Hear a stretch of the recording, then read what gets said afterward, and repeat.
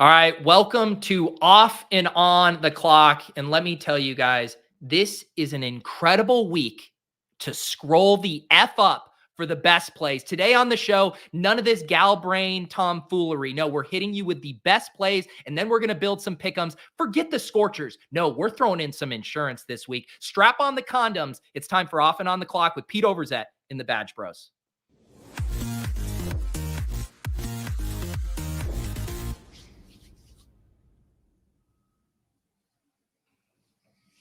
How we doing, fellas? I was worried about doing this show this week. I thought some of your kind of gal brain tendencies might infiltrate, my cash shell, my low variance kind of mentality right now. But I did decide to show up because I never miss a show, and we're going to try to grit my teeth and get through this. This is honestly such an honor to get to have the Cash Game King on our show to talk week 18. Because this is, as we were talking about, John, this is quite an interesting week. And I don't know, maybe you can throw some cold water on the scroll and the F up, but I think this is going to be a pretty fun week. You've got me jazzed up to get in these streets. Well, let me pitch it to the Cash Game King here. What if I told you that scrolling the F up resulted in the worst plays this week? And scrolling the F down is where we actually found the best plays. Could we potentially turn off our redacted brain and find our way to these BR lobbies?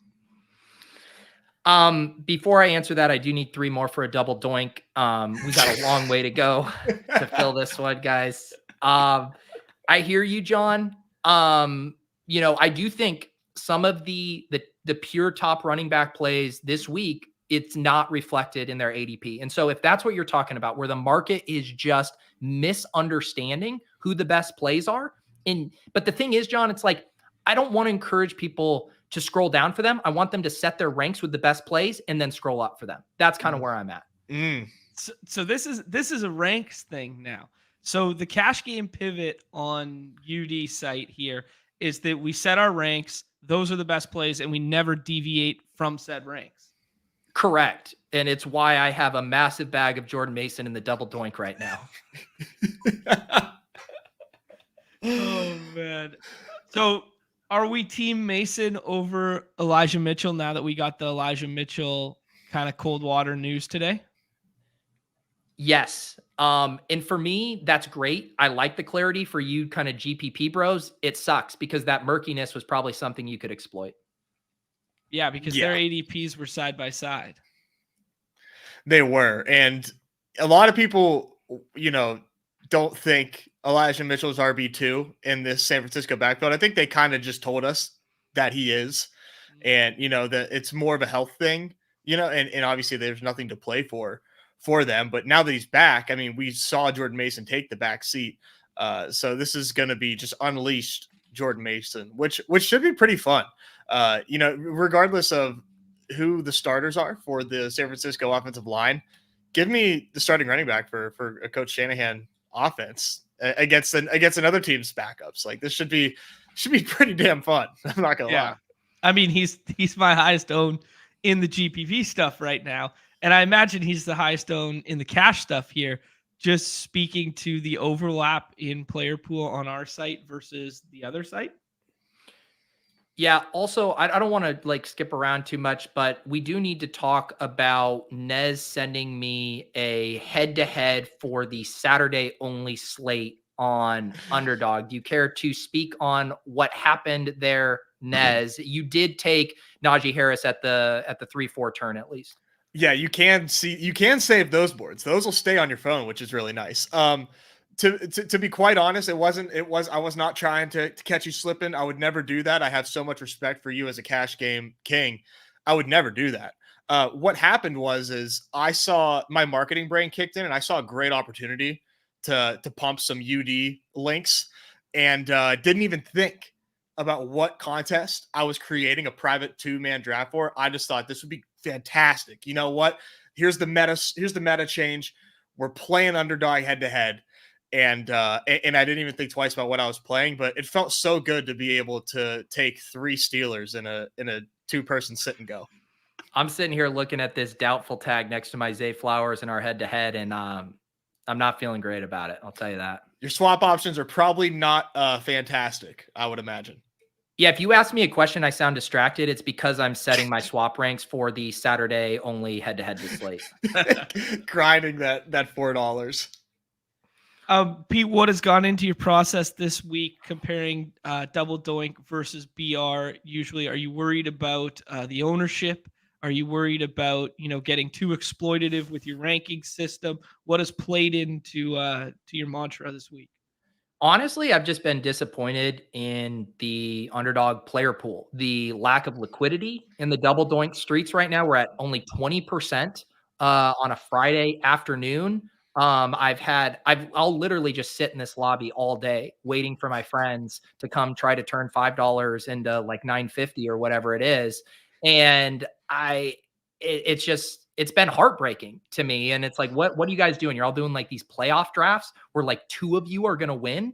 And there's a place here in the double doink where literally 1,000 people are going to make money. And so frankly, just like as a thought leader, I feel like I failed. Like if this thing overlays, I mean, take that fucking neon light over my head and like throw it on the ground. Like, what am I even here for if I can't get the double doink filled on week 18? It says a lot about society. Well, the counter to that, King, is are people waiting till later in the week because they don't have to Galbrain, they don't whatever. The best plays are going to come up later in the week. Now you're left holding some Elijah Mitchell bag in those streets. That's fair, but I mean, you are going to run into time constraints. Like, are you going to be able to get a 150 of these in on Sunday? Or sorry, not 150. Max entries is 67. I did hear some stuff. I think Neumy got pushed back. Like it was 150. They're like, all these 150 guys got the edge in the double doink. Can you lower it? They're trying to find the middle because like, guys like me are the lifeblood of filling these contests. So the 67 still is going to be hard to get to if you wait until Sunday. What are your thoughts on the fill rate stuff then in auto drafting in the cash streets on Underdog? Yes. I mean, I have exclusively been auto drafting. It's not a time thing. It's because I have such conviction in the ATR rank. I mean, the ranks that I uploaded personally. And so, yeah, I just feel really good about my process this week. I love that.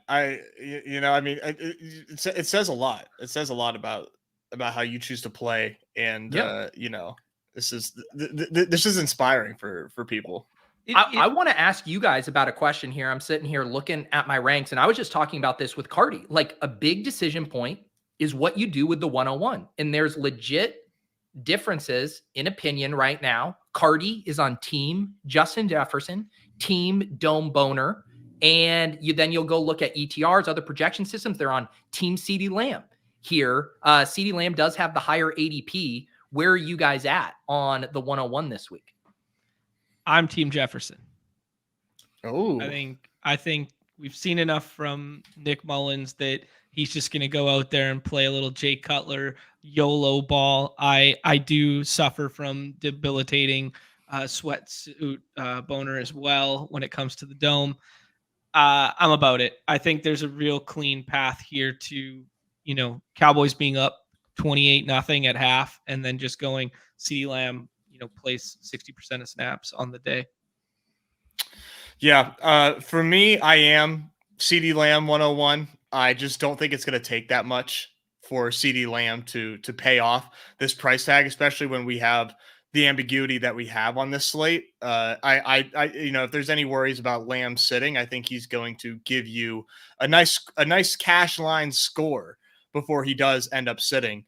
I know you got Jefferson 1. I'm assuming Lamb is 2 for you, and then Rachaad White. I mean, where you have, because I got Rachaad White 2 over Jefferson today. I mean, when you talk about projectable volume, I don't want to, get anybody too excited, but man, it doesn't get much better than that against our Panthers. Yeah, I mean, like you look at projections right now, and Rachaad White's projecting as like the 5th best running back, just raw points. See, I can't help but just think that that's too GPP focused. There's definitely a tinge of, upside in there, and they're not quite, why are you're not sorting by floor. I don't think you're sorting by median, which is, 50% floor. I do not care about ADP this week. I just care about the best plays. The market going to market. Underdog drafters notoriously chase the sexy things. I mean, all these idiots, taking Gabe Davis and George Pickens in the 5th round only to get bailed out in week 16. That ADP is like distorted by the Galbrainers here, so I'm not going to factor that in. I'm just talking raw running back points. I mean, Zamir White projects better than Rashad White. I mean, you're clicking the wrong White, Nez. That's these bags are getting heavier and heavier. A lot of talk in the chat, wondering, are you dabbling in the triple doink? Do you dare? No. Okay. I mean, I love Underdog. I didn't want to kind of like dunk on Neumy and Hope when they like screenshotted that. It's way too much volatility for me. And when I go and I look at kind of that payout structure and I see that over 2/3 of all entrants are going to walk away with nothing, like to me, that just leaves a bad taste in my mouth. I mean, I want a contest where half the people walk away as winners. So do better, Neumy, do better, Hope. I do appreciate a lot of the work you guys are doing, but the triple doink was a miss. They should have done 50% of the people triple up. Now that I like, I think that would have been a really nice gift back on cash game week. Yeah. So, I mean, if they hear us, come on, guys. Yeah. Lord, hear our prayer. How do we feel about the head-to-head lobbies? Have your mentions been flooded with invites to play these head-to-heads? Have you accepted a 1K versus T-box yet? No, what's so ironic is I've accepted a 1K from the BBM4 champ. It just happens to be over on Redacted. I did snap click Nez's. If you guys do want to send me in my mentions, Underdog head-to-head, I swear to God, though, if it's for the Saturday only slate, you will be blocked. But if you want to send me head-to-head for the main slate on Underdog, I will click it and we will battle. All right. What's the threshold there? What's your comfortability? Do you think your edge is the same in there as the Redacted streets in terms of drafting head-to-head versus salary head-to-head? Oh, I thought you were going to say what price level will I do head-to-heads up to, and I was going to say fuck around and find out.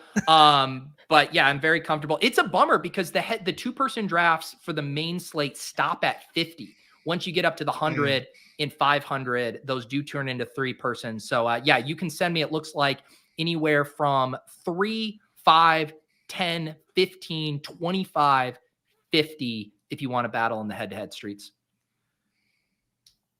Not bad. Should we battle? Yeah. You want to send a private link? Yeah.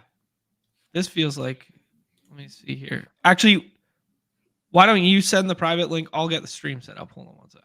Okay. In the private chat there. How much you want to play for, big boy? Fuck around and find out, pal. Neumy's in the process of upping the scale as we speak. I'll drop it in the private chat. Man, this is like, it's so rare for an audience to get a front row seat to just 2 titans of Underdog battling it out mano-a-mano. Normally you're having to deal with 4 other jamokes in a BR lobby, but to just watch 2 thought leaders go toe-to-toe, this is a treat for everyone. Before I click this link, are we nervous right now that we are going to reveal our shell to the community? That is a concern. It is a concern, and it's almost like a necessary byproduct of drafting head-to-heads, right? Like there's just no way around it, but it's the same dynamic you guys deal with all the time, right? You come on here, you talk about the plays you like. Ultimately, though, John, where's the secret sauce? It's how you're balancing your portfolio. It's where the exposures ultimately end up. So what you do now is not a total reflection of what your head-to-head play will look like for the entire week. And so I am comfortable giving the people just a tantalizing little peek, just a little bit of cleavage at the shell for the off and on the clock audience. I like it. All right. I respect it, King. Let's battle. Let's battle. This is awesome. Man, and it's going to be intense because you and I both are Justin Jefferson 101, Influencer 101, baby. King gets the crown. Look at this. Newbie heard there was a chance for some liquidity in the market. He just got $100 ones up. 100 and 100. He's got 2 different 100s. Take your pick. And 1,000?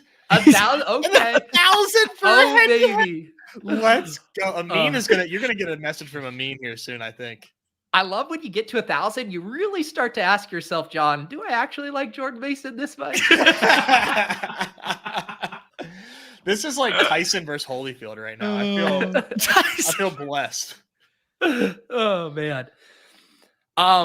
Yeah, this will be fun here. John and I, we're going, it's the same thing. It's still 6 rounds. It's just two guys, same scoring, everything else here.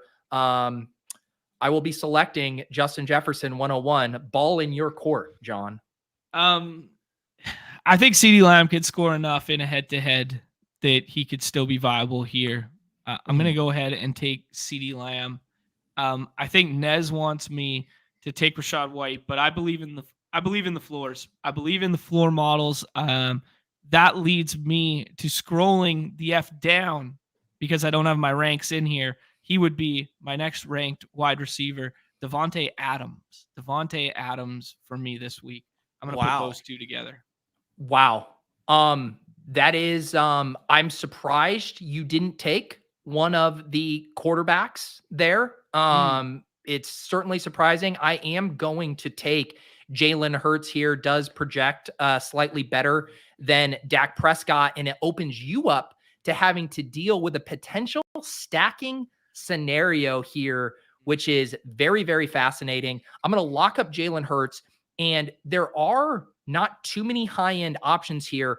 I'm also going to make a leverage bet in this head-to-head that CeeDee Lamb is specifically going to fail because Tony Pollard, Mr. Redacted himself, is going to be soaking up all the touchdowns in this 13-point road favorite spot for the Dallas Cowboys. I mean, the thing that works on 2 levels, because that really drives the knife home into my chest as a Tony Redacted non-believer, once believer, now non-believer. Trey McBride for me projects considerably ahead of the tight ends there. So I'm gonna get ahead at the back end onesie there. I would have made that pick there and left Hurts on the board if I were you. Yeah, I don't know if that Pete's ever heard of positional scarcity. So yeah. I don't know if you guys have ever put Trey McBride in your pick'em entry 9 straight weeks for him to just fail you, and that's what he's gonna do right here. And I'm doing it, Pete. I'm doing it. They want me to take Rachaad White. They want me to play into the narrative of the week. I'm going to trust the models. I'm going to trust the projections. I'm going all the way down to Jordan Mason because you can take me out of the scroll the F down lobbies, but I'm still finding the best plays. And if they happen to be down, I'm still going to scroll the F down. I respect that. We will obviously be punting tight end to my final pick. There's no way in hell you are going to be taking 2 tight ends. You know what, Nez, I am making a manual adjustment to my rankings right now. Nez has been pounding the table for Rachaad White. I consider Nez a preeminent thought leader in this space, manually adjusting the ranks to bring Rachaad White. Just really like banking in some of those touches there in a way that isn't as guaranteed with some of these other picks. We will be selecting our 3rd wide receiver here.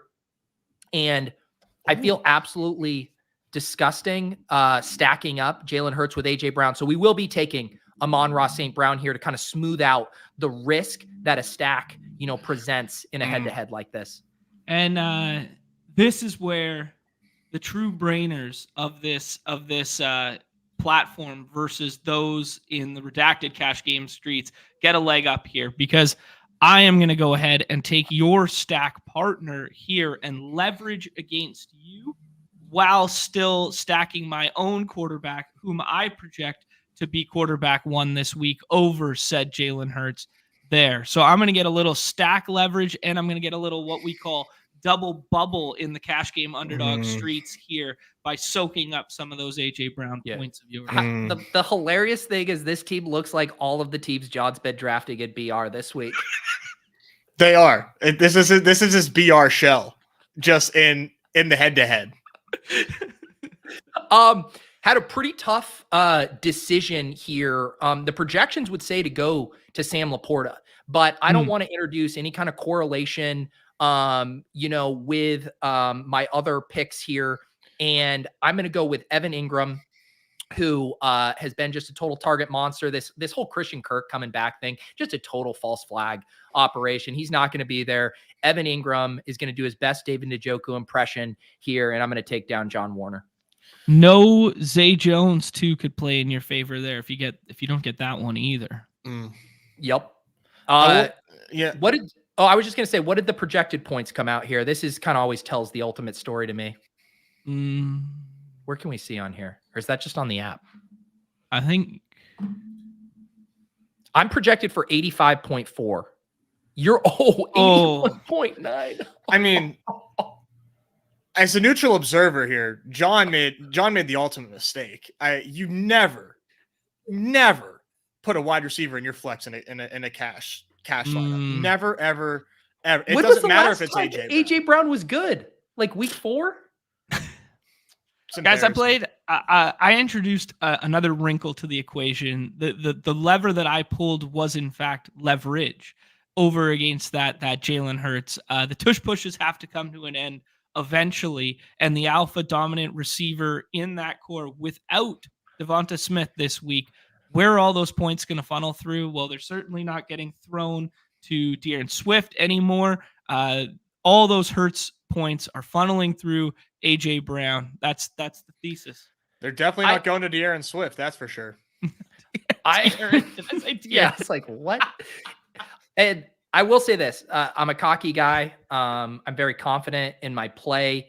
I did make a misstep not taking Trey McBride there. I do not think John was going to take both Lamb and Pollard there. I definitely misstepped, sacrificed. I think looking at it almost 6 points in projection is what that ultimately is going to end up costing me there. But because John made even bigger mistakes, I kind of got bailed out. This will be one to watch. This will definitely be one to watch. It will be. Yeah. John has already committed to giving live scoring updates for this head-to-head on the hour throughout Football Sunday. Yeah, actually, John Boy Beats has already built the sheet for the live spreadsheet. He built the sheet for the live sweat for those who want to sweat along at home on this contest. How, Pete, will your I'm not going to use the word shell, but your ranks for the double doink differentiate from the head-to-heads in which we just tested the waters? Yeah, I think it's a very good question. Obviously, the onesies get pushed up in a pretty big way. The opportunity cost isn't the same in the double doink. So yeah, I think you really got to push it up, and you got to make some tough decisions on which of those onesies you want to be overweight on. How big of a prize do you think Jalen Hurts is over the QB2? How big of a prize do you think Trey McBride is over the tight end 2? I've already made my mistake there. I do think Trey McBride is the clear class at tight end this week. I think you can have more of an argument at quarterback this week as far as who's the best there on the high end. So yeah, it's certainly pushing the onesies up. And I would just say in general, I mean, CeeDee Lamb and Jefferson feel really good at the top, but there are not a lot of slam dunks like on this slate. There's not a lot of guys where you're like, holy shit, the floor ceiling is nuts. Like it's really not there. Well, I mean, I think that was reflected just in our little battle that we did there. We both passed on Amon-Ra and AJ Brown multiple times. I went as far as to go Adams over them and Mason over them. You liked Pollard over them. So yeah, it's kind of how last week felt too. You know, we in the main slate, I know this is like way different, but last week it felt very ambiguous in those rounds, like 2.5 onward. I mean, nobody really felt like great clicks. This is definitely fun. I think you're onto something, John, for sure. And wanting to max this, there definitely seems to be some leverage here. Are you at all concerned, being a GPP bro as yourself and maxing and, feeling like you have your edge? Are you getting shades of last season where meaningless Keenan Allen playing for nothing broke the slate and also injured himself in that same week? I mean, I think the easiest comp to that would be like Amon-Ra breaking the slate this week. And yeah, that's obviously scary just because the spot looks good and we don't know what Dan Campbell's going to do. Like, is he going to donk it up like Staley donked it up last year and potentially ruin their playoff chances because of that?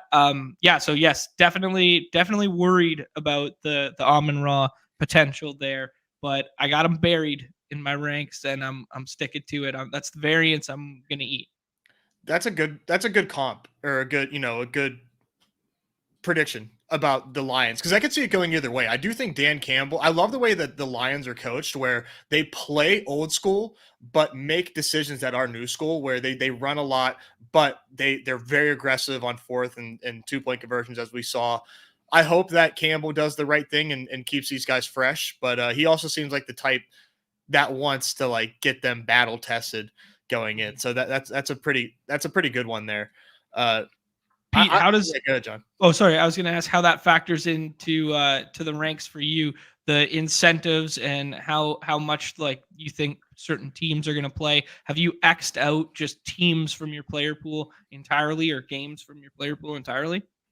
Yeah, I mean, I do think like the Lions and the Eagles, and we saw that play out in that head-to-head. Like those are two of the murkier spots. And to have guys with such high ADPs kind of speaks to the additional risk you're taking on, because it's like well within the range of outcomes that those guys play one quarter or something. Like we're still going to get information on that. So you probably are taking a portfolio approach to your action this week, and we're hopefully going to have more information by Sunday where you can kind of tighten that up. But yeah, I mean, I really don't want to play the teams where the starters are resting. It's why I have concerns even with kind of some of like the Pierre Strong and even to an extent the Jordan Mason stuff. Like, what if the offensive line rests? Do we still feel great about the overall offense there, even if the volume is good? If they don't have, their top offensive lineman, it's something I'm baking in. Yeah, it's interesting. I don't want to reveal your shell, but there's going to be a lot of talk over the course of the weekend here about Ronnie Rivers, Pierre Strong, Jordan Mason, these types of players unredacted, and almost all of them are going undrafted over here. Do you think that would just be a mistake in general? Undrafted? Yeah. Yes. I mean, you can, as long as you're drafting someone who projects well, and some of those guys are projecting extremely well. I think the whole question, right, is what kind of input volatility is there? Have we even seen, have the Browns ruled out the starters yet? I know Amari Cooper's not playing, Elijah Moore's questionable, but have they said Jerome Ford isn't going to play yet? Because I haven't seen that. It's only Flacco and Cooper so far.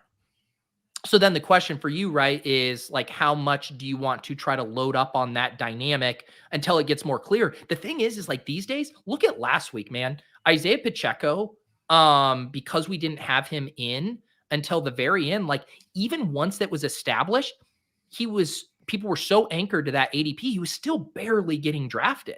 So I almost wonder if it is GTO for you bros to just sit on the Pierre Strongs of the world, right? Because like, even if we get that confirmation that whoever's not playing, it's like, it'll probably be too late for the ADP to shift in a meaningful way. Good show. Yeah, I think it's a smart way of looking at it, because I've been doing kind of the inverse this week, where I've been like, these guys project so well for me, even in the GPP streets, I'm going to push them up right now, but maybe I'm doing that unjustly. Should be eating some other stuff now and then taking advantage of it when we definitively have news. Yeah, because it does feel like the slate is going to get flipped on its head a few more times between now and lock. Like, I feel pretty confident with that. Would not be surprised to have another like surprise, like rest, like if we found out that like Amon-Ra or say a guy like Sam Laporta, who was limited today, if we were to find out, hey, we're just going to sit him out for this game, like, would that shock anyone? No. Yeah. And that, I mean, therein lies the point that the tight end position is going to get thin in a hurry with no Kelsey, no Kittle, no Laporta. That makes that Trey McBride stand out heavily in those head-to-heads. I think these days, no Kelsey makes the tight end pool a little stronger. It's a little stronger. Goodness. Yeah, that's why it's going to be so sweet this week when Noah Gray scores more this week than Travis Kelce has scored all year. I feel like that's coming.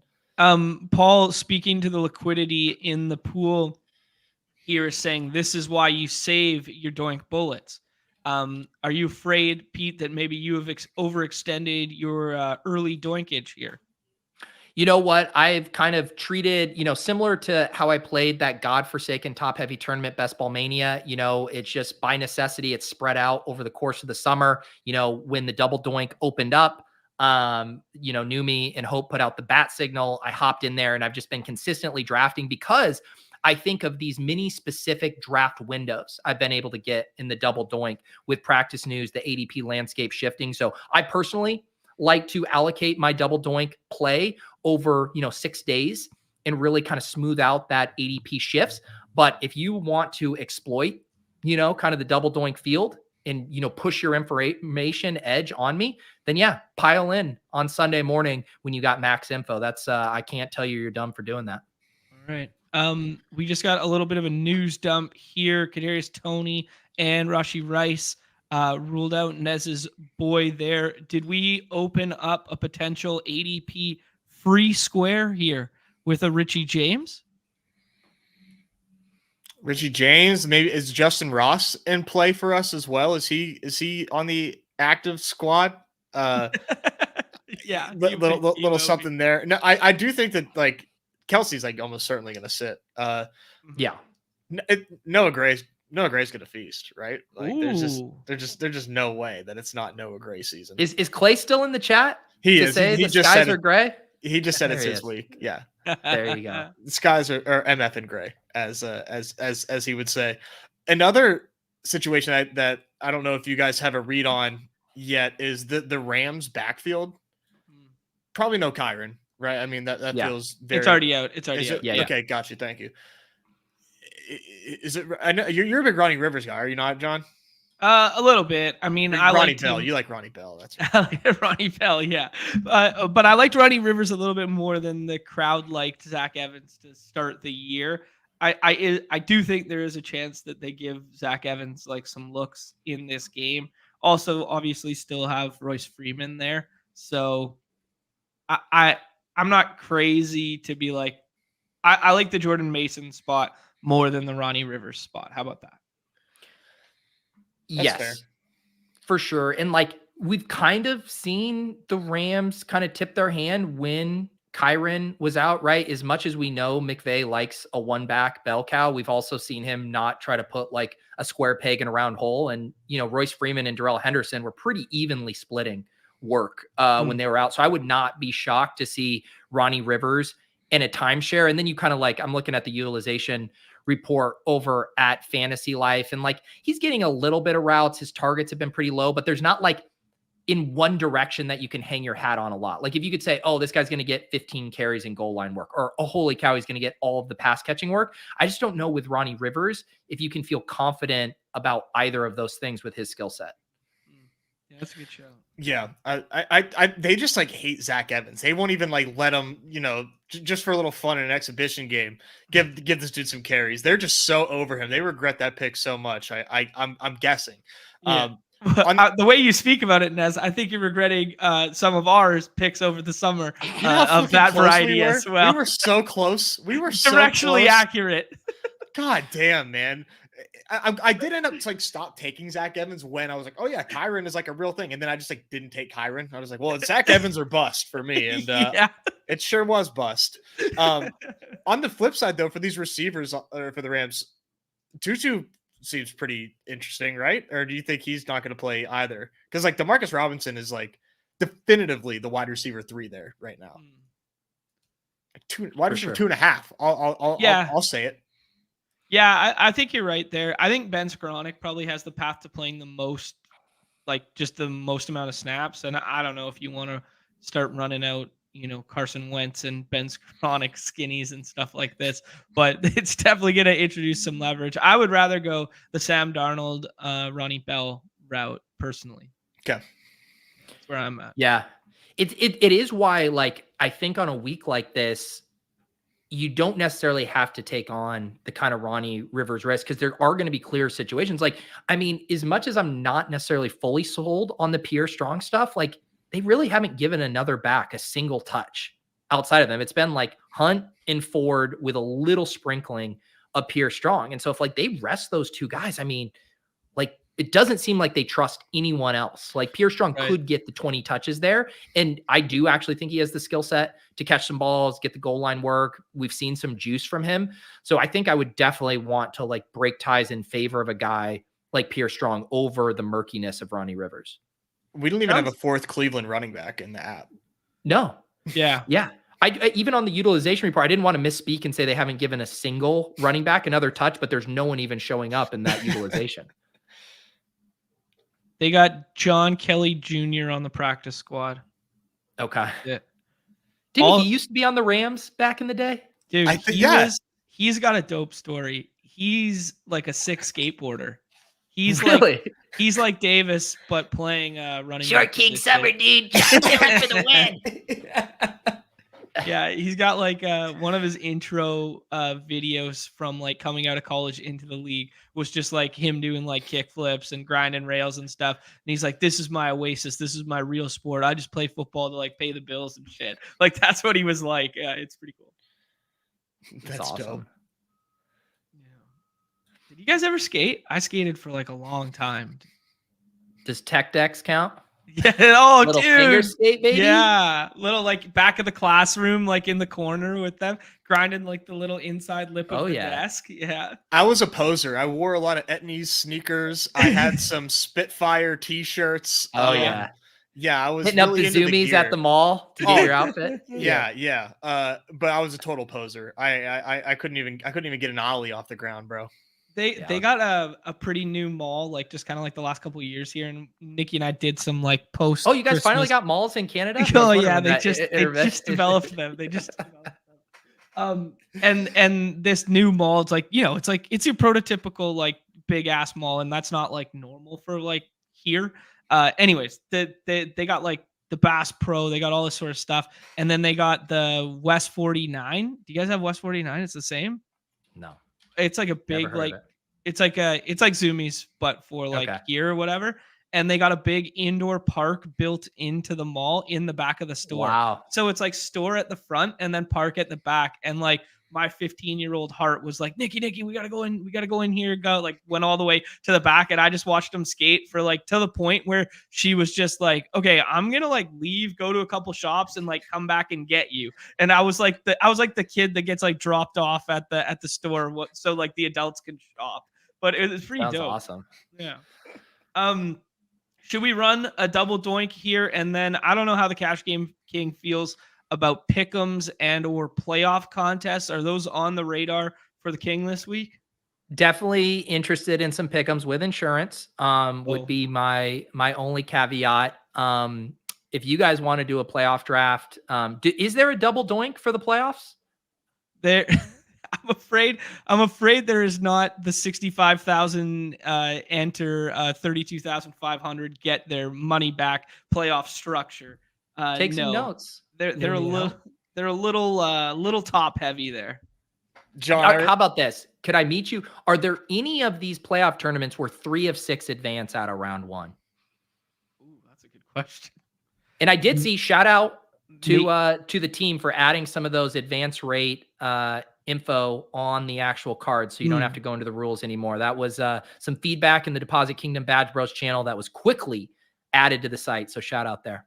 Yeah, as you're alluding to right here, I think it's so sweet to just see that front and center. Love to see that carry over for the best ball stuff next summer. 2 out of 6 for that. The Gauntlet, I believe, is 2 out of 6 as well. Big Mitten is 2 out of 6. John, I regret to inform you missed the double doink. Hey, there's always another double doink where I'm from, Nez. It loaded up without me. We were on the gun.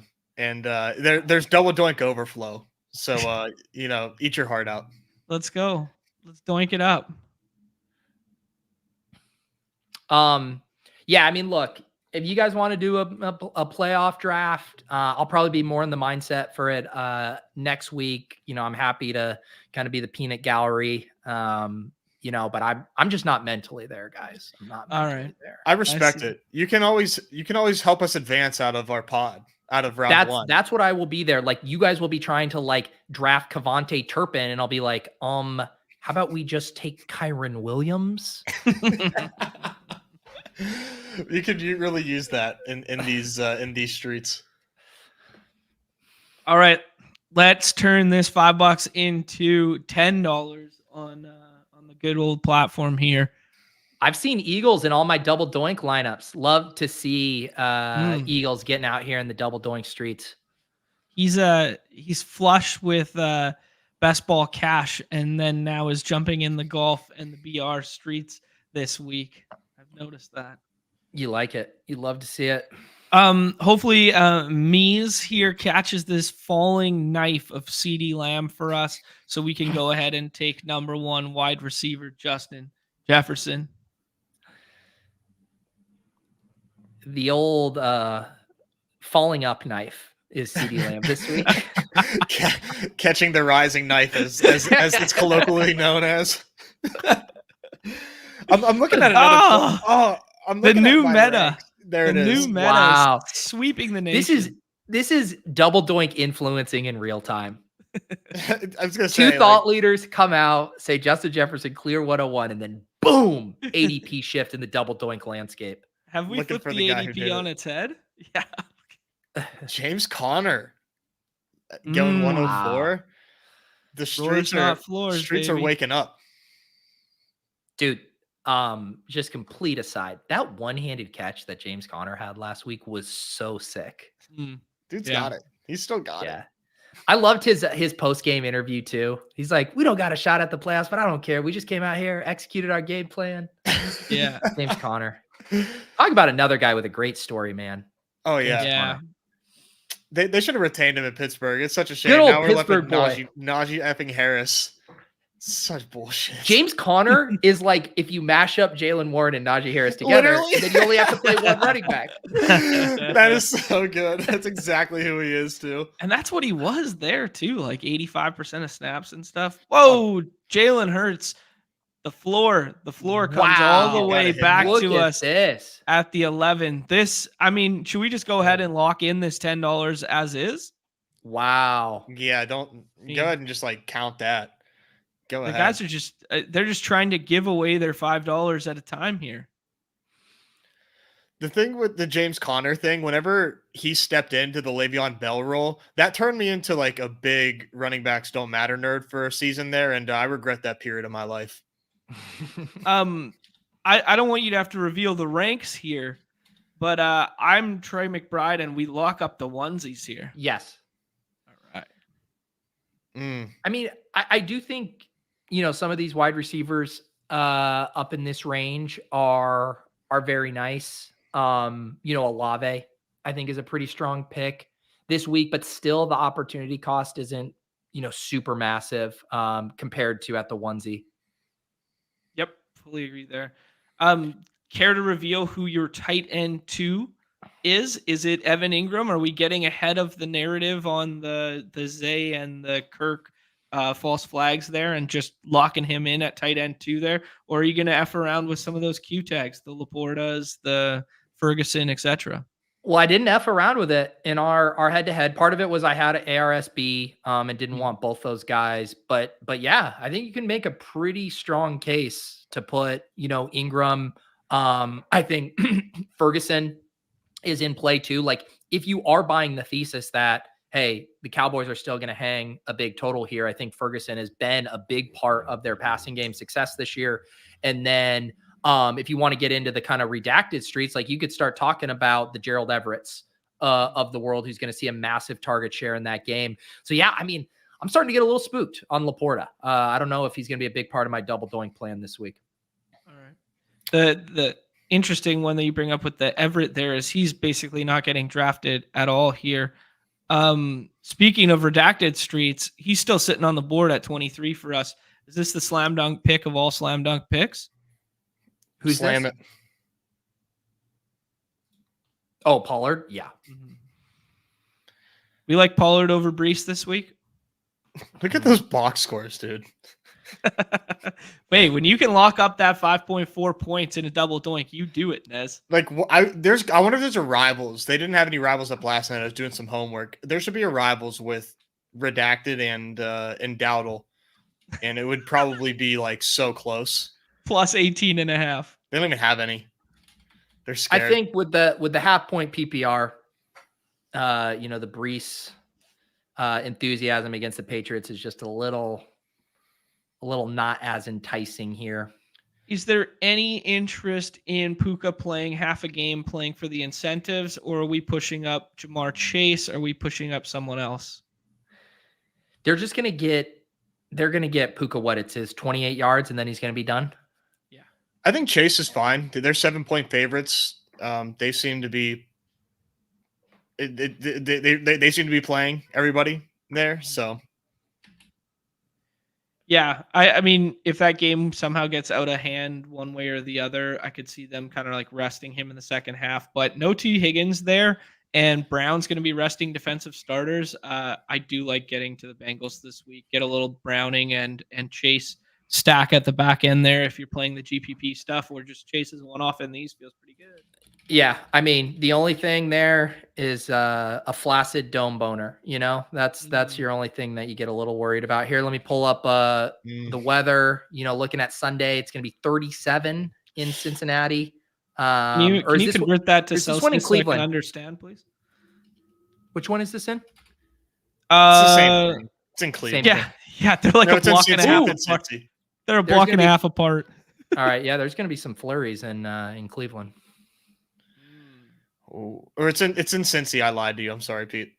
Okay, yeah. So it's gonna be cold. Ooh. And I mean, Jamar Chase famously came into the league, had a hard time adjusting to catching the NFL ball.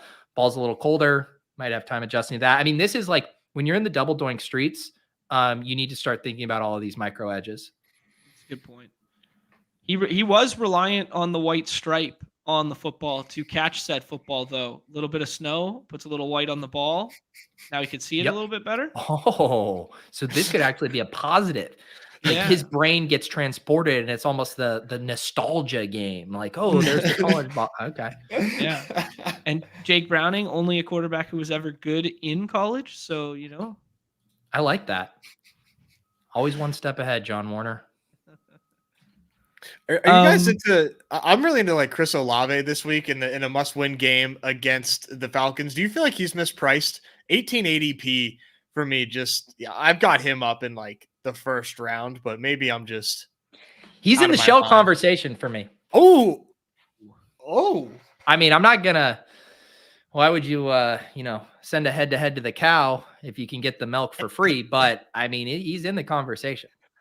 Who I assume we're taking another running back in this for this structure. Is Aaron Jones, Pierre Strong? Who do we like best? I like Pierre Strong better. Okay. I'm fine with it as long as you say it's not because it's a mini correlation with Jamar Chase. No, absolutely not. I just didn't even factor. Thank you. I just still have respect for my Chicago Bears. All right. I think we just locked up $10. I think, little Starbucks, one Starbucks at a time, gentlemen. John, did you say you're going to max BR this week? You got a little ways to go, buddy. Yeah, I'm going to try my best. Yeah, I'm going to try my best. I don't know if I'll get there, but like I say every week that my target is 70, and then I usually end up at 50. I'm setting my target at 150 this week and hope I get to 100. Can you at least be a good gladiator thought leader and set your target at 75? That's fair. I make it up in hoops. I don't want to, dox your sleep schedule, John, but I do think you're going to be able to sleep in how you normally do and get some bombs up on Sunday. Oh, nice. Good. The bomb liquidity is definitely not something that you're going to have to worry about. Dude, like last year was so great. I could still wake up at 8. I could still get my 8 bombs in and then like whatever. And now the people are so sick in the streets. I have to set an alarm for like 6 something. And sometimes the bombs already fill. Dude, it really pains me that I can't defend my mine an easy second place crown in DeBomb this week. But will we be getting any playoff DeBombs? Asking for future Pete. Yeah, you will be. Oh yeah, I assume definitely. so. Yeah. Those playoff BRs, hopefully that's some double doinks for you. But Mm. those playoff BRs are always such a blast. Those are gonna be massive. I mean, Yeah, wildcard weekend's a better BR slate weekend than week 17, 18, etc. Like it's usually bigger and better, right? The only thing that kind of sucks though, unless do you think the Monday game will be included in the slate? I think it would have to be, yeah.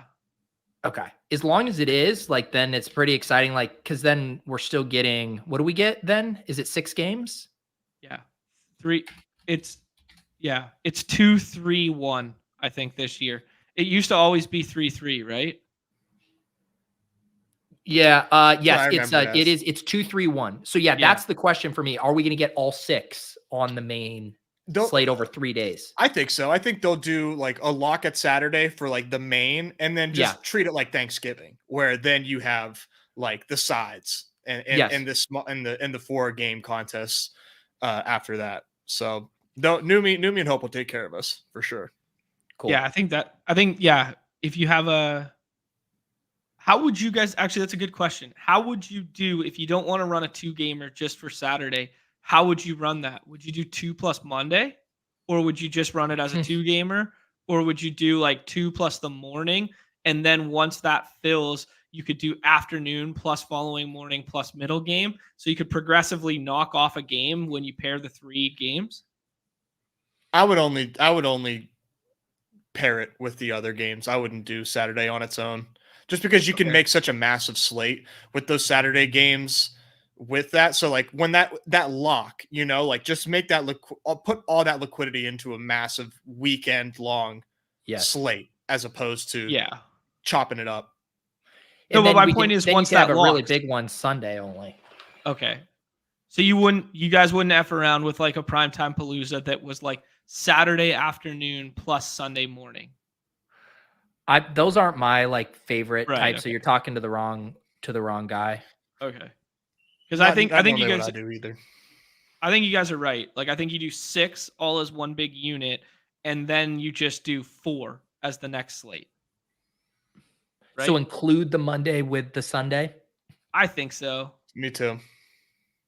I don't know, because or else you're just gonna hang that Monday game out to dry. And I don't know, we don't have a schedule yet. Like what if that Monday game is like hot, a 50-point total compared to like a 38 on one of the other games or whatever. Yeah, I think that's right. Okay, just fun to talk through. Let's get in the pick'em here. You said, Pete, have you looked into the EV of insurance here in your model? Is insurance alleviating some of the risk for you on a week such as this? No, man. It feels good to throw on the condom. It's like there's nothing worse than getting 4 out of 5 picks right and getting nothing. I kind of wish that they'd let you buy insurance to where if you only got 1 out of 5 right, they just like you almost have to pay them just even if you get 1 right. But I think that would just be nice. Like I'm all about winners, guys. I mean, like, what can we do to have more winners? I don't care if you're making $1. I don't care if you're making 13 cents. Winners are winners. Profit is profit. Yeah, John's talking about EV and stuff. All I care about is that I'm more likely to win with insurance. So, EV be damned. We're trying to win. We're trying to see some green dots and hit some dopamine receptors. Did they like how much would we have made that on that Scorcher one? Let's not even do this. If we had put the insurance on the Trey McBride that didn't get there, we wouldn't be doing the show. We'd be sipping pina coladas and To be honest, I don't think the show would exist anymore because the amount of people that happened to tail said entry would have bankrupted Underdog. I think that's how. Yeah. If we just put the insurance on it, it would have went full Vlad Tenev, and just you couldn't do any more pickups. It'd be only. And that was my fault. Like I didn't even like notice the insurance for so long, and now this week it's just like this shining billboard, a beacon of light, my North Star when I construct any pick'em here. But no, let's get it rolling as we normally would here, and then we can figure out the insurance stuff at the end. Okay. Sounds good to me. GA, please don't tell me the score. I'm recording it on the side right now. What is it? Is this some hockey Junior thing? Worlds. Yeah, it's the World Juniors tournament. Canada got bounced, man. Canada didn't even make the medal round for the first time in a long while, and it's Sweden. The marquee Sweden Canada matchup turned into the U.S. versus Sweden instead of U.S. versus Canada. Like the It's whole because all the thesis Canadian kids don't skate anymore. They're going to the mall and looking at a different kind of skating. They care more about kick flips than knuckle pucks. Yeah, The country's going downhill. The haters will tell you it's because all the Canadians are underage players in the NHL already, and they could pull them back and play in this tournament, but they're already in there. But I'm not going to say that. I'm not. No. Yeah, because you can always turn on an NHL game and see a 17-year-old skating on the ice. Yeah. Yeah. It's there's like three of them. You guys have a nation of like young boys who grew up eating butter tarts, and they like their bones are frail. Like they're not getting enough calcium. They're not getting enough protein. And this is why your guys' hockey program has gone to shit. What was the weather system that we were told of for week 17? What kind of El Nino? Yeah, I think the El Nino is contributing to this year as well, because I look outside and it's golfing conditions right now and there's no ice to be found. The boys can't play on the ODR right now. There's no outdoor rinkage north of the border here, and that's what we thrived on growing up. The ice is just too expensive to rent out here, so everyone just stopped playing. Is your dream in life, John, to be able to say ODR without immediately having to define what that means? Yes. I think my dream is to have an ODR. That'd be sweet. I'm using context clues. So you start putting insurance on your pick'ems. You'll be able to build one here soon enough. I should just stop playing BRs and just play double doinks, to be honest. In 3 years, we could get one. Dude, imagine the banner on your ODR that says paid for by the double doink. Just put some goalposts adjacent to the hockey net.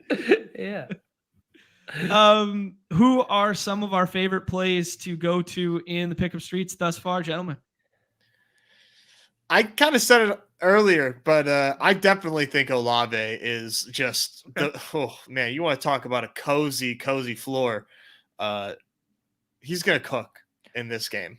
Yeah, a little squeaky wheel narrative after they threw so much last week and didn't get him the ball enough either. They went on to win that game, but he had kind of like a little blip on the radar, which was uncommon for him. Which is your favorite, Nez? I kind of like both of these.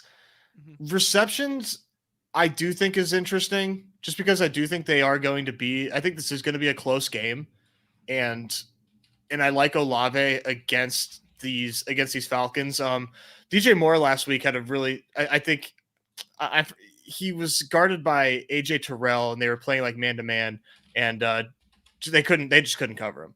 Well, I hope they do exactly. I'm glad you brought that up. I hope they do exactly what they did with DJ Moore last week, as DJ Moore played his most amount of slot snaps for the entire season last week, and they moved him away from Terrell. I hope they do the same with Olave this week. They look at that and they learn and they go, okay, yeah, let him win in the slot. Mm-hmm. So I have the same thesis as you, that they'll play man, they'll put AJ on him, but if they move him around enough, it's not going to matter.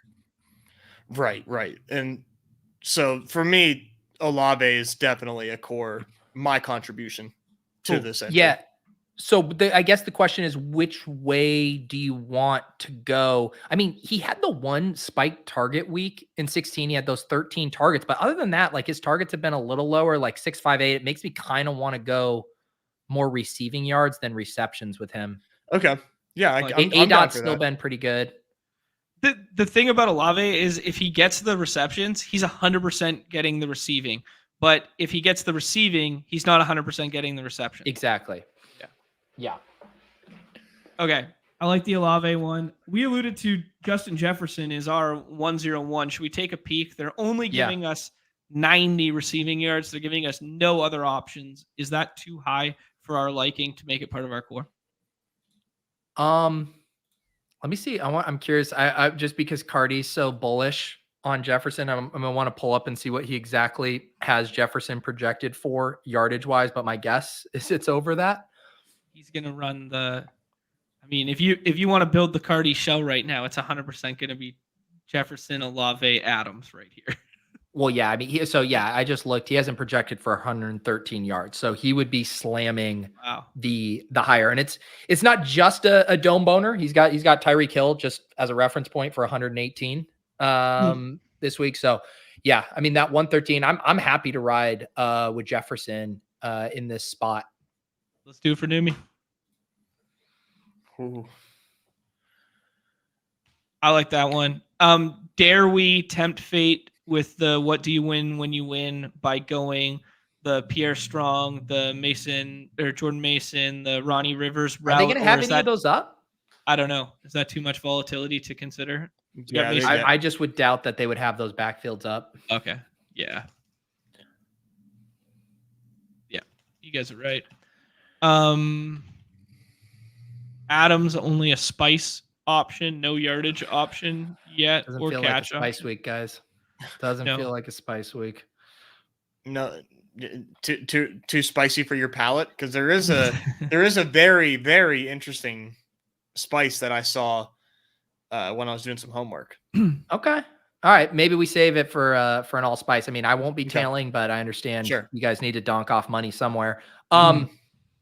Trey McBride, should we pull him up? Our 101 tight end? Shout. Yeah. 5.5 or 55.5. Yeah. Yeah. Which one do we like more, receptions or yards? Lately, it's been his receptions that are getting home, right? We kind of got a little screwed on the yards last week. So like looking at this, it's nice too looking at catchable targets versus targets. So catchable targets, 6 last week, 7 the week before, 10, 9, 7. The last time he had less than 6 catchable targets was in week 11. Wow. And that's long before quarterback change, right? Yeah, I definitely like playing. And his ADOT is pretty low. It's at 6 on the season. I think you definitely play it through receptions with him. I like the 5.5. Yeah. That's a pretty nice core for a 3. Yeah, let's I mean, who you don't always need to do 5. I mean, let's lock in a 3 here. Yeah, we could. Yeah, this is Pete. This is Pete stuff right here. Yeah, we'll go ahead. We'll lock in a 3, and we definitely want to ensure that one to ensure that we take something to the bank, right? Yeah. I mean, anytime you can go down from 150. Does the insurance come with the link share? Because yeah, does it that would be such a cool Underdog feature that if you share an entry with insured, that there's just kind of like a graphic visual condom that comes over the entry. As it loads. Oh, yeah. All right. Lock in that core. I like that core. Yeah, this is good. This is the nice shell. core. It's just play the best plays kind of core. Yeah. I like shell here. Yeah. There we go. You dropped that in the private chat. Thank you. Also, this is a disclaimer because this happened. I forget which week it was, the brutal week where some people got a half-yard difference on the Jaden Reed. Yeah. Just to give you some pre-tilt, make sure, John, list off the numbers that we're getting right now, just so you know if you're watching this later in the weekend and these numbers have changed because thought leadership has, run numbers higher or lower. Let the people know what we're getting it at right now. Yeah, we got the higher on all 3 of the following. Olave at 71.5, Justin Jefferson at 90.5, and Trey McBride at 5.5 on the receptions. So 2 receiving yards, 1 reception, and they're all hires. There we go. Should we add 2 to that core? Sure. Okay. Oh, I've learned from my mistakes. Do you want to check out some of these Packers? I'm just thinking about a team that actually has something to play for, and they come, they're first of mind. But let me tell you, if I see something that's a little too frothy, I kind of like some lowers here. Bears I love the idea of a lower. This is seriously a spot where I think the Bears are going to play spoiler. They've kind of had a strange year. And let me tell you, have you seen DJ Moore's Twitter? I saw the Joker. Yeah. When the guys pull out the Heath Ledger Joker, they mean business. And these Bears are not backing down. So I've been a big proponent that this Bears defense is actually pretty solid in the second half of the season. And I think we should find a lower here that we like. Well, it's funny you say that. I was just going to mention Jeff Ulrich over at Fantasy Life, who's been on a heater with some of his pick'em stuff. I'll just mention he does like the lower on Jordan Love passing yards. Let's do it then. I like that one. I was about to say, if we're going to find a lower that we like here, it would be on the pass catcher receiving yards, because I don't know where the ball is going to go this week, because this is the most, spread offense they've had in months, right? Because everyone's trending in the right direction. I have no idea. We saw Melton come out of nowhere last week. Now, all of a sudden, is he going to be a 30% snap guy and eat into the Christian Watsons, eat into the Reed if they're all if everyone's playing at 50%, is this going to be like a rotation that looks like, the Bulls or something like that? Always hoops for John. I think Jordan Love makes sense, and I also think Aaron Jones lower too. But either one of these I think is good. We got the Ulrich stamp of approval. Yes. So on both of them. On Love. On Love, yeah. So that's fine. We can just do one of these because they don't have any receiving yards up, right? Mm-mm. For anyone else. No, that's yeah. They got 49.5 for Jaden Reed, which is that's hard to take because he's been playing very well when he has been healthy and playing. He eclipsed that the other night in a quarter and a half.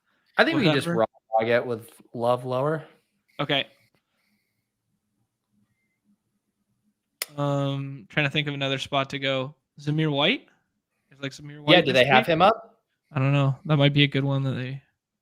I guess we should Derek, looks up White. The guy's name's Zamir, and I look up fucking White. That'll do it. Yeah. This will really narrow it down for me. Nothing. No Zamir. You guys want to look at Tony Redacted? Yes. All right. Bring it to me. I mean, it would just be so poetic to cap off week 18 with Tony Redacted getting us home. I mean, Washington is just total trash. They're 13-point favorites. I like the higher on the rushing yards. Let's do it. We got the lower on the Love in there. We put it in with the core. This is a play the best plays and fade the Jordan Love because we're spending down in ADP at quarterback. Let's do it. Did you guys grind any film on Tony Pollard last week? Just curious. Did you see his? This dude? What did he do? Racing for a hit behind the line of scrimmage. Didn't even try to juke. Didn't even try to hit stick. Didn't try to use his speed. There were guys converging on him. Didn't touch him, and he went from a running stance to a and took a hit. There is absolutely zero dog in this. You can play this rushing yards higher. I will have nothing to do with Tony Pollard in the playoff best ball. I will have nothing to do with Tony Pollard in my pick'em entries. I'm converted. I'm done. I'm saved. You guys do what you want, but I'm so done with this dude. That was seriously some of the most sorry football I've ever seen when he did that. Look it up. I'm sure you can find it.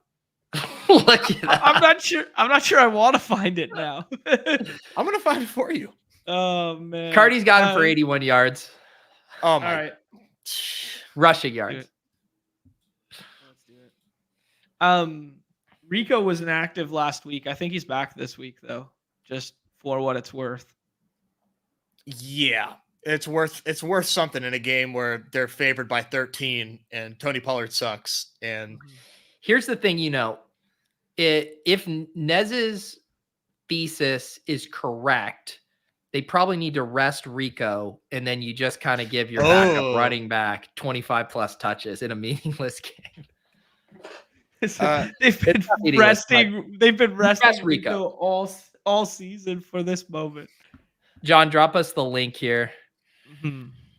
And look, you might want to put a little insurance. I think that's Nez. You should put insurance specifically on the Tony Pollard pick. That would be, how fun would that be of an invention? Not just general insurance, but you get to call your shot on which pick you want the insurance. Oh, that's better, right? Like, let's do that. That way we're not just like completely just like hacking these payouts. Don't do 4 out of 5 and leave Pollard out. Put him in and then specifically get Pollard insurance. I mean, that sounds real comfy. I wish there was a way, if I like didn't think a guy was good, I could like take like instead of saying higher, just go lower on that projection. Maybe I could do that. I'll have to figure out how to hit the lower button one of these days. We did with Jordan Love. That's how we know ball. It's true. We did for Jordan Love. John, real quick, man. Mm-hmm. Did you see this trade that just went down in baseball? No, I'm not. I focus on the show when I'm on the show, Nez. Oh, yeah. Tell me, your boy Robbie Ray is gone. Ooh, interesting. Okay, what'd they do? That's a salary dump. He's a San Francisco Giant. That's all I know because I'm focused on the show, and all I saw is he got traded to the Giants. Huh. Just wanted to twist the knife. You guys want to start listing off starting lineups for tonight's NBA show while we're at it? Let's bring Mitch Hanagoat back in that deal. That's interesting, man. I don't know. You always get leery when the Giants acquire pitching from you. It's like, wait, what? Yeah. Like if the Giants want them, didn't you fuck up? It's kind of like the Rays. Huh. Are we doing a spicy? Are we allowed? I mean, he doesn't have to join in here. You're not partaking on the Tony Pollard entry. I might have to abstain from the spice. It's fine. I can still sit here and take it like a man. You can break down that baseball trade for us, Pete. Yeah. So, Nez, where do you want to start? Yeah. I wanted to start with Bijan, and it probably won't be what you think. Okay. 3.5 receptions. Pepper. I mean, actually, I might be on board with this. We're not talking about a 2x spice. We're talking about just a little baby 1.25x spice. Let's not get too crazy. This is like a mild plus a little at the restaurant. Yeah. You're not even at medium. It's just a mild plus. Yeah. Like the five pepper ranking. This is like a 1.5. This is just a little sprinkle. Come on.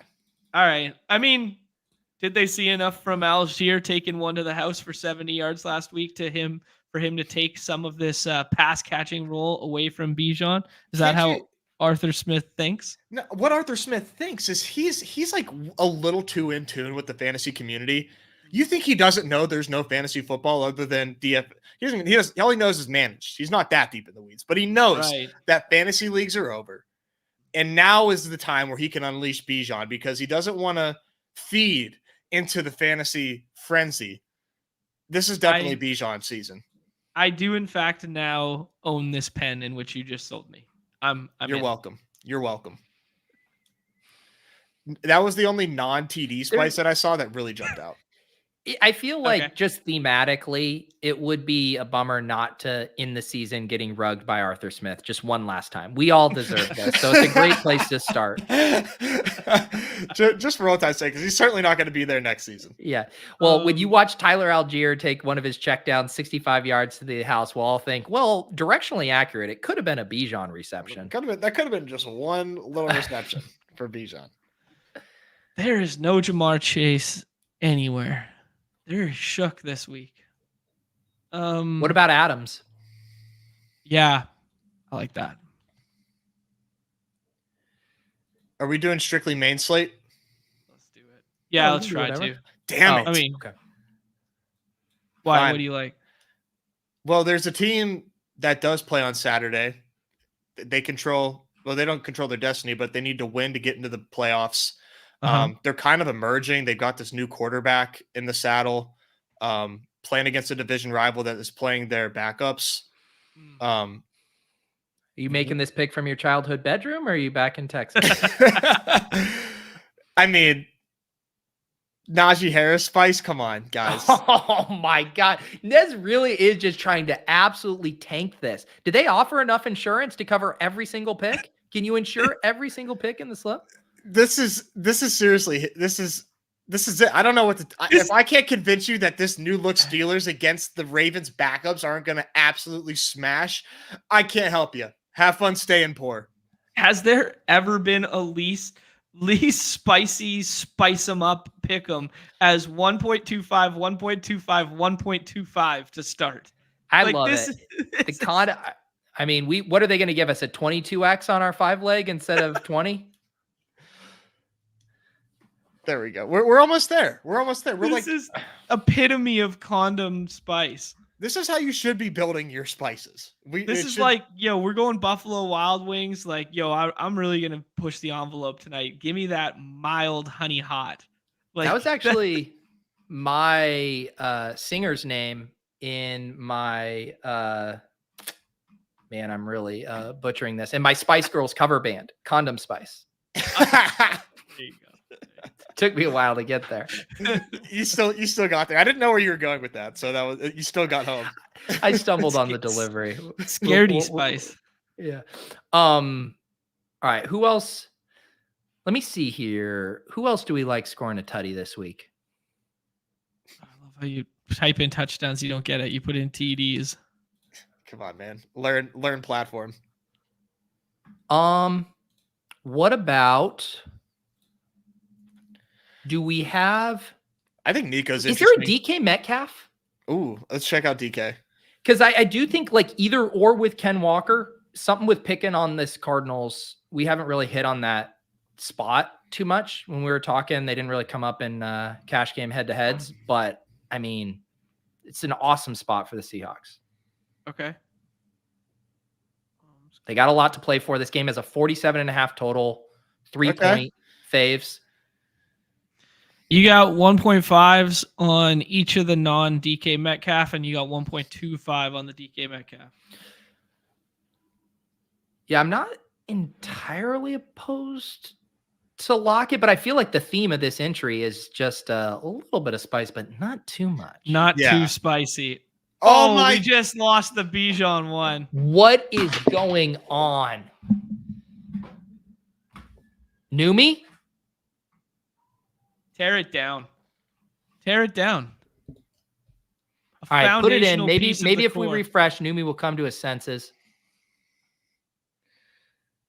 This is ridiculous. You know, you identify a sharp play. Wow. They pull it? They pulled it. Now use that help chat. Tell them that Neumy just stole from our family. Wow. Just receiving yards. They're coming for that one next. They got to work their way down the entry, folks. The Najee one is actually getting adjusted to 2.5x. They realized they had that one wrong. They're going to ban you from this chat. I said who instead of why. Who you pulls? We're currently still in the process of fully rolling out Scorchers. We appreciate your patience. Oh man, let's go. I do like Nico Collins this week. The Texans have something to play for. Nico has a pretty nice little projection this week against the Colts, who we've been targeting all season long. You're willing to ruin? I guess we're already ruining our Sunday sweat. Like this entire pick I'm sorry. Starts with Najee at 1:30 on Saturday. Right, it can all be done. Well, this is fine. If we're gonna keep Najee in, we should put Nico in, so it's a progressive, ramp it up. Sweat. A progressive. Yeah. So we hit You're the welcome. one leg, Thank and you, we John. go, and we go, and then we cap off Miami Bills, the Sunday. Let's go. Late game hammer. Okay. Yeah, I want to throw this one out that I kind of like. There's a 2.5x passing touchdown spice to Nick Mullins. I kind of like that. Yeah, just for the record. Can you spice greater than 20x? Or no, it's ignore me. Man, let's get our boy Van Ginkel. This guy, man, I watched a little bit of that Hard Knocks recently, and his wife is lovely. She's so nice. He's I like a good Sealer. family man. I like Sealer a lot. I'll allow you to put in Van Ginkel if these first 4 legs hit, you have to do an entire BadgeBros companion stream during that game, just sweating him getting a sack. I cannot commit to this. Okay, that he's not in. Just solo stream for 3 hours. Oh, God. Jesus, So crazy. That's it would have 1 viewer.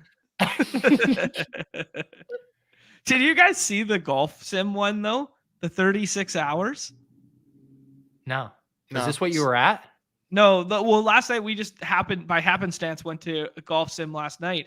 But then one of the guys told me last night that there was a dude who we played Pebble Beach last night, and he played Pebble Beach on a Barstool stream for as long as it would take him to get a hole-in-one on the par 3. So like the iconic par 3 at Pebble Beach, it's like 85 yards downhill, whatever, right? Like, you know, the one I'm talking about with the water in the back and stuff. Yeah, he had to get a hole-in-one on that hole, and it was just him playing golf by himself. And he stayed on stream for 36 hours, had 90K people watching him till he finally got a hole-in-one. Wow. Such a good bit. He didn't sleep or anything? No, it was just 36 straight hours on stream. Dude, and like when you're getting into like the 34th, 35th hour and like you're losing your like mental faculties, you have to start wondering like, how long am I going to actually be here?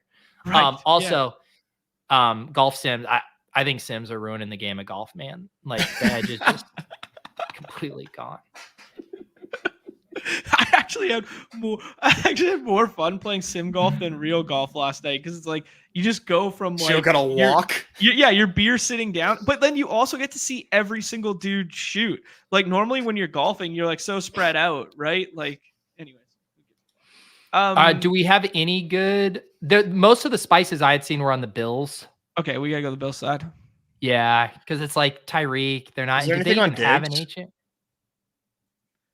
Yeah, do we have a 1.25 on Diggs? I mean, that guy never falls in the end. You want to talk about Dew? Oh my God. There it is. Call him Stephon Dew.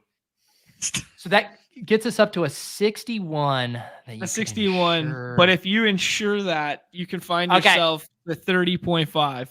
I'm definitely running 2 versions of this. Okay. One standard, one with the insurance.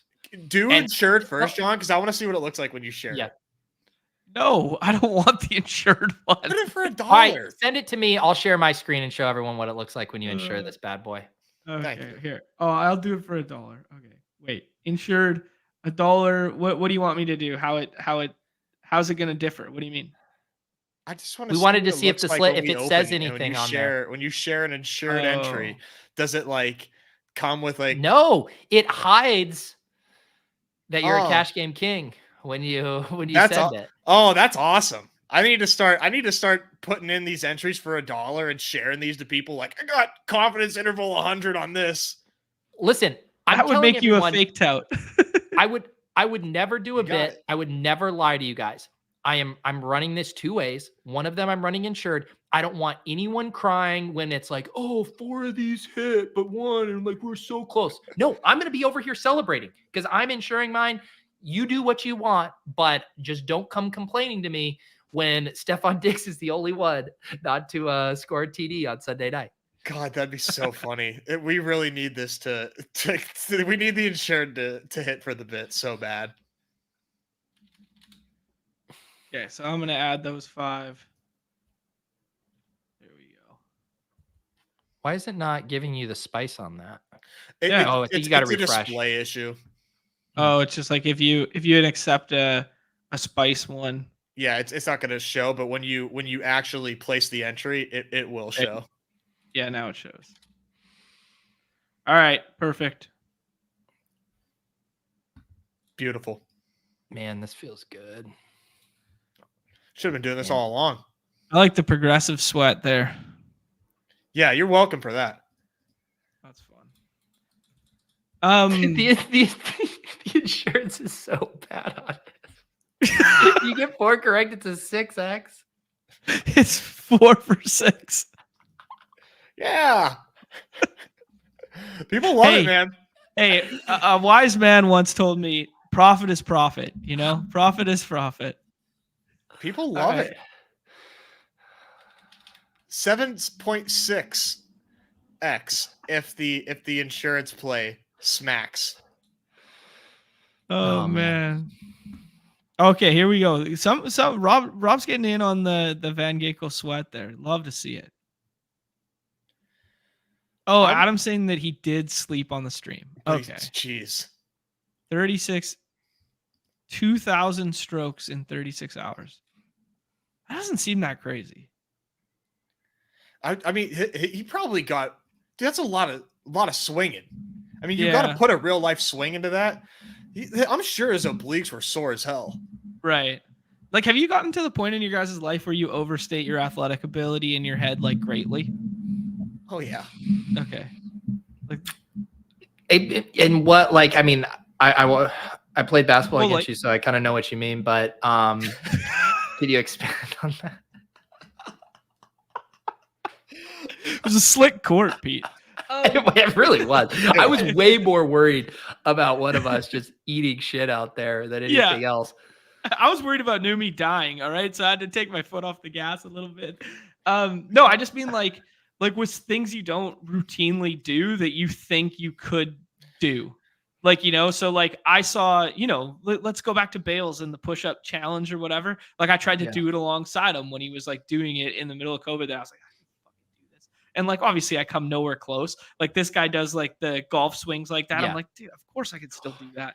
No, nowhere close. I feel like you know how people, even with like the food stuff, right? Where they'll be like, oh, you do one of those food challenges and you eat however many pizzas. I can't even think of one right now. And everyone's like, oh, that's easy. I do that on like a Friday. Like people always overestimate. I think I underestimate myself because I'm just like, that seems fucking hard. Like I probably don't give myself the chance to be like, when I see Bales doing it, I was like, holy shit, like I can do some push-ups, but I would get to like a 10th like of what he did. So I don't know. I think I sandbagged myself more than the other direction.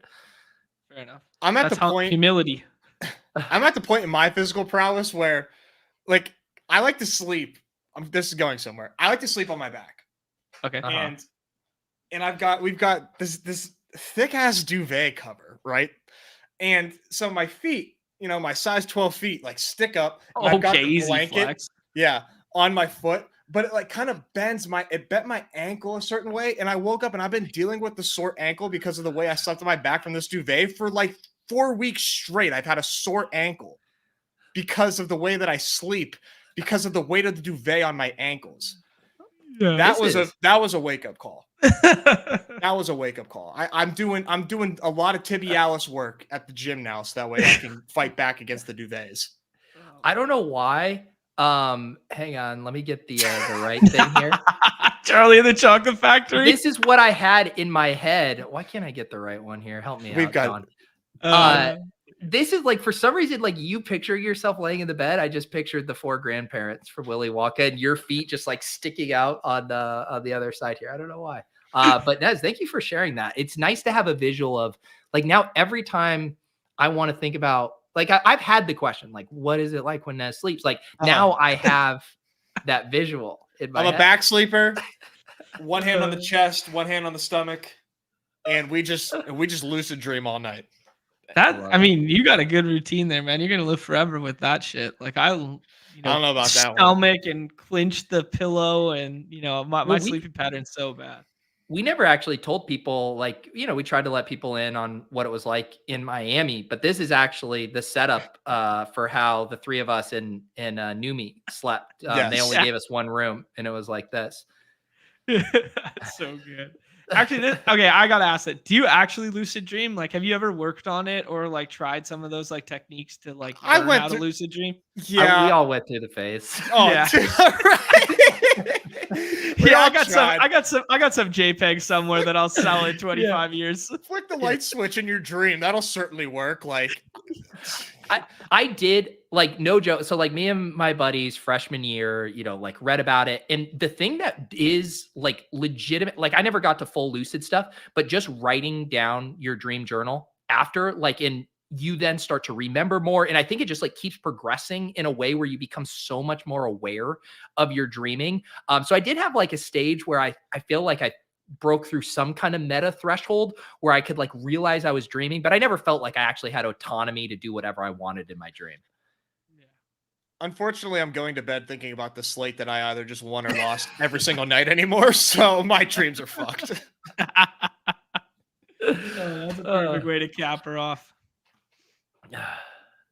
But yeah, maybe that's the new, like, if you can't win, if you don't want to come play cash games because you can't win tournaments, like maybe you could win them in your dreams. You just lucid dream winning Best Ball Mania. I've been shipping the BR slate in my dream all fucking year. Yeah. You're not a real grinder, man. If that's not the John last wakes up in a cold sweat. Jordan Mason was the guy you needed. Yeah. It's just been Tony redacted nightmares for 18 straight weeks. Yeah. Exactly. All right. Let's power this down. I've shared enough of my shell today. Yeah. Drive this bus home for us, Pete. Yeah. Appreciate all you guys. We had a early start time. You know, it really all came back to accommodating Derek Carty. But when you book someone like Carty, you're going to move mountains to make that show happen. So a little earlier, often on the clock. But yeah, excited. You know, once I shed my cash game mortal coil next week, we'll have all kinds of stuff with playoff draft action. Will be absolutely insane next week. The big BRs as well. So we'll have a lot of ground to cover on next week's show. Yep. And anyone who missed Wednesday's show, Pat Crane joined instead of Nez. So there was some actual ball knowing takes for the definitive BR preview there. Did a pretty good job of walking through the slate. Some early takes have obviously shifted now, but also did a little insight on some BBM reflection and some playoff stuff at the top of that show. So go back and check that one out. It's located somewhere around here. Awesome. Nez, anything else from you other than, you know, pounding the table for Najee and your beloved Steelers making the Super Bowl? Yeah. I ended up like leaving the show in the middle of my paywalled morning stream for my NBA ranks because Priya couldn't find her keys. So if you like some peak stream content, definitely check that out if you're a YouTube member. And if you're not a YouTube member and you are curious what happened at the beginning of that stream, go ahead and join. And then you can get into those streams in the morning when we're preparing for the NBA slates. But that's all for me. I'll be in these big mitten lobbies, these little gauntlet lobbies. Help us out. Fill these puppies up this weekend. And me, you can find me in the double doink. Feel free to send me a head-to-head invite on Underdog there as well. I need to get some of my head-to-head action up there as well. Although we gave away a lot of the goods, a lot of the alpha, John, in our head-to-head battle on stream. We did. I mean, it's iconic one. I don't know. Gretzky Lemieux comes to mind. You know, who'd you say earlier? Frazier and Tyson. I said Tyson and Holyfield. Tyson and Holyfield. I mean, I was wondering why the chat was talking about someone's ear getting bitten off. It's all coming back together. Yeah, just two heavyweights going at it. Jordan Mason is going to bite Tony Pollard's ear off this week, and we're going to come out on top of that one. There you go. All right. So for Nez, for John, for ensuring your pick'ems, for filling the double doink, I'm Pete Overzet. We'll see you guys next time on Off and On the Clock.